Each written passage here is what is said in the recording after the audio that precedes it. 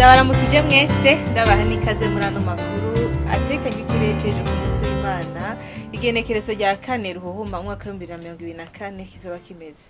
Ejo mu gitondo twiteze imvura nkeyi mu ntara za Muramvya, Rumonge hamwe na Makamba, hazocamo ibihe vy'izuba mu ntara za Muramvya hamwe na Makamba.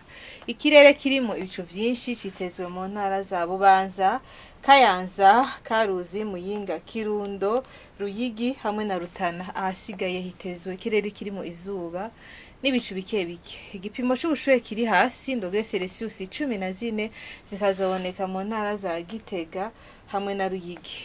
Ku muhingamo twiteze ikirere kirimo ibicu vyinshi mu ntara za Kirundo, Muyinga, Karuzi hamwe na Cankuzo.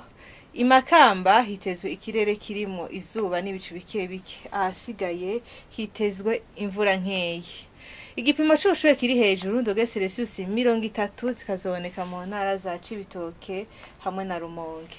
Ejo mu gitondo izuba rizoseruka igihe c'isaha 12 z'igitondo n'iminota 8 rirenge igihe c'isaha 12 z'umugoroba n'iminota 23. Nuko ni hano makuru atekanye ikirere agarukiye. Link aretse kamuneza nje nabashikirije. Mwakoze mwese kuyakurikira naho ubutaha.